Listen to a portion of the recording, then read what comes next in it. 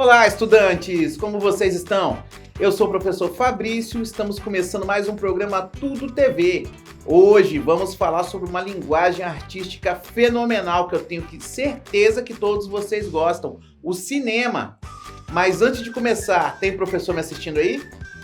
A habilidade a ser trabalhada hoje é analisar situações nas quais as linguagens das artes visuais se integram às linguagens audiovisuais, cinema, animações, vídeos, etc., gráficas, capas de livro, ilustrações, textos diversos, etc., cenográficas, coreográficas, musicais, etc.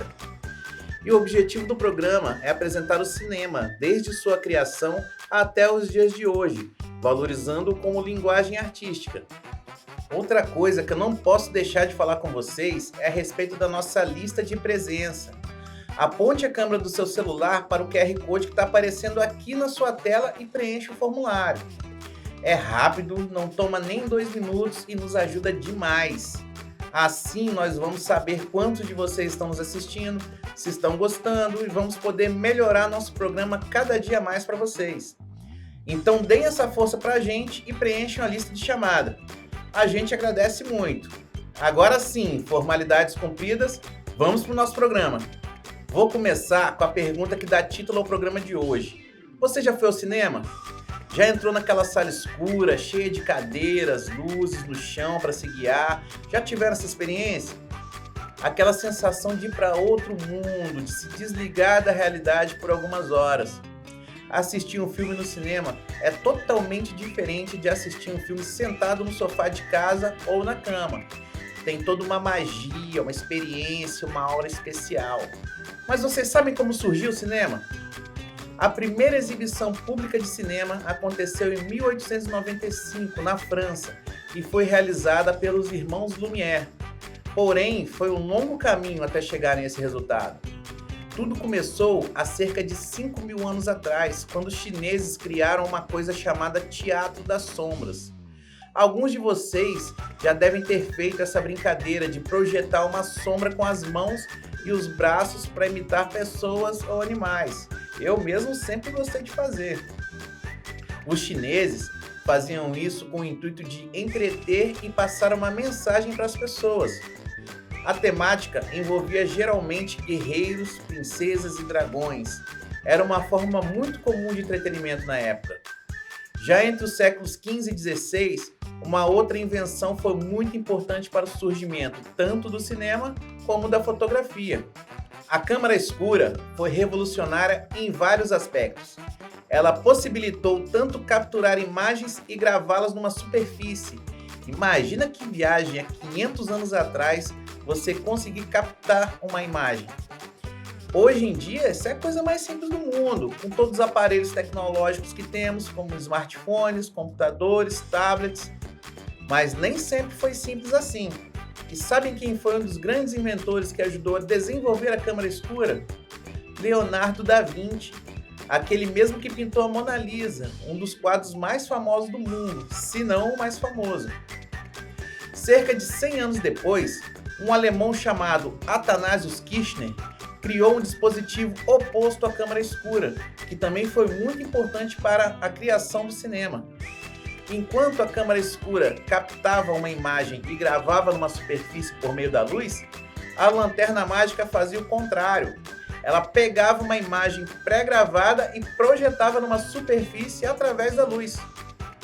Essa projeção era comumente acompanhada de um narrador e de música, sendo um dos grandes precursores do cinema como conhecemos hoje. Desde então, vários aparelhos foram sendo inventados e aperfeiçoados com a intenção de produzir imagens em movimento. Um desses aparelhos tem esse nome estranho, fenacistoscópio. Olha que nome, hein? Mas ele foi muito importante nesse processo. Ele apresentava várias figuras de um mesmo objeto em posições diferentes desenhadas em um disco, de uma forma que ao girá-lo, essas imagens passavam a formar um movimento. Esse instrumento foi criado por Joseph-Antoine Plateau em 1832, olha só, quase 200 anos atrás. Eu gosto sempre de frisar o tempo dos acontecimentos para lembrar vocês que as coisas nem sempre foram assim. A sociedade daquela época era muito diferente da de hoje. e houve uma longa caminhada para chegarmos onde estamos hoje. Poucos anos depois, em 1839, foi lançada comercialmente a fotografia. Esse lançamento afetou várias áreas da arte, e principalmente as artes visuais. Vários pintores se dedicavam a pintar retratos ou paisagens, mas com o surgimento da fotografia, esse ofício acabou sendo depreciado. Em contrapartida, houve uma liberdade maior de criação sem precisar estar preso a reproduções meras e simples. Nesse contexto, surgiu o movimento surrealista, por exemplo, no qual se desafia qualquer lógica e se dá valor ao subjetivo. Ficou complicado para entender? É muito simples. A partir daquele momento, não havia limites para a imaginação e para a criação. Até o final do século XIX, vários outros instrumentos foram criados e aprimorados para a projeção de imagens em movimento. Mas em 1890, foi a invenção de Thomas Edison, aquele mesmo que criou a lâmpada elétrica, que deu grande salto na qualidade dos equipamentos. O chamado cinetoscópio era uma máquina que exibia filmes de até 15 minutos e era assistido por uma pessoa de cada vez. A pessoa de a gente colocar um dos olhos em um orifício na máquina para assistir o filme. Imagina só a situação, era uma pessoa de cada vez, bem diferente de hoje, em que vamos a grandes salas com várias pessoas. Porém, esse foi um passo importante no desenvolvimento do que conhecemos hoje. E finalmente chegamos ao ano de 1895, quando os irmãos Auguste e Louis Lumière fizeram a primeira exibição pública de um filme. A partir do cinetoscópio, eles desenvolveram um aparelho chamado cinematógrafo, que era uma espécie de câmera que também projetava imagens, mais parecido com o que conhecemos hoje. Inclusive, foi o nome desse aparelho que acabou se tornando o nome cinema, o tema do nosso programa de hoje. No início, os filmes eram retratando ações cotidianas, sem muita invenção. Só alguns anos depois, o cinema começou a ter uma narrativa e uma história propriamente dita para além de simples imagens. Ufa, quanta história e quanto nome diferente, hein? O principal é a gente saber que as coisas não começam do nada, sempre há uma evolução e uma transformação. Mas agora eu quero saber de vocês, qual o tipo de filme que vocês mais gostam? Comédia, ação, terror, suspense, drama. Pensem sobre isso um pouquinho. Enquanto isso, eu vou lembrar mais uma vez da nossa lista de presença.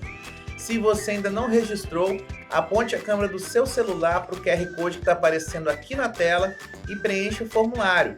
É uma coisa rápida e ajuda bastante a gente. Combinado? Hoje, existem filmes para todos os gostos, para todas as idades e de todos os países. Desde grandes sucessos de Hollywood até produções independentes feitas com pouco dinheiro. Todo mundo consegue achar um filme que gosta. Enfim, o cinema é capaz de agradar a todos. E vocês sabiam que o cinema tem um apelido? Não? Ele também é chamado de sétima arte. Mas por quê? Em 1923, um intelectual italiano chamado Ricciotto Canudo publicou o Manifesto das Sete Artes. Esse fato foi importante na definição das linguagens como arte. As sete artes listadas por Canudo são arquitetura, escultura, pintura, música, dança, literatura e cinema. Notem que o cinema ocupa a sétima posição. Mas por quê? Será que ele era considerado menos importante? Não mesmo. Muito pelo contrário. Ele considerava o cinema como uma síntese de todas as outras artes. Mas chega de falar e vamos colocar a mão na massa. Eu quero que vocês peguem um caderno ou um bloco de papel e uma caneta. Vou esperar um pouquinho para dar tempo. Enquanto isso, eu vou falar algumas curiosidades sobre cinema para vocês. Mais de 90% dos filmes feitos nos Estados Unidos antes de 1929 foram perdidos e não há cópias em lugar nenhum. Antigamente, os trailers dos filmes novos eram exibidos após os créditos finais. O orçamento das gravações de Titanic era mais caro do que foi o próprio Titanic. Na Nigéria, são feitos mais filmes do que nos Estados Unidos. Na China, cenas que envolvam viagens no tempo em filmes ou propaganda de televisão são proibidos. Eu aposto que vocês não sabiam dessas coisas, né? Já deu tempo de pegar aí as coisas para anotar? Então vamos lá. Eu quero que vocês respondam 3 perguntas e depois me enviem para esse QR Code que está aqui na tela. Primeira, qual o primeiro filme que você se lembra de ter assistido? Segunda, qual filme você mais gosta? E terceira, se pudesse escrever um filme, sobre o que seria? Vou repetir as perguntas, hein? Qual o primeiro filme que você se lembra de ter assistido? Pode ser na televisão, no cinema, qualquer lugar. Qual o filme que você mais gosta? Pensa naquele filme que você assistiu e gostou muito. E a terceira, se você pudesse escrever um filme, sobre o que seria?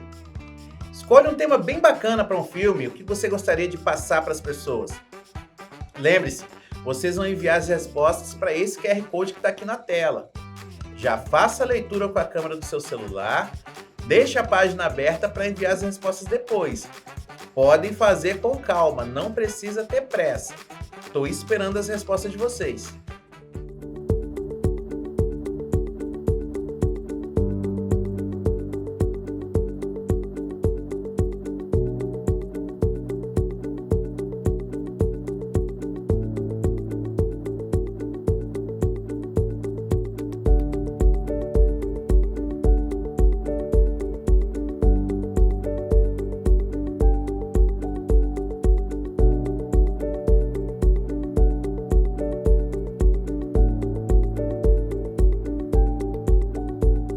Vocês sabem como se faz um filme?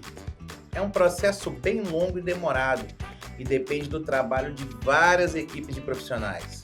Resumindo, fazer cinema é uma atividade coletiva. Eu vou contar para vocês as principais funções na elaboração de um filme. São elas: direção, produção, fotografia, arte, som, montagem e finalização. O diretor possui uma das funções mais importantes na elaboração de um filme.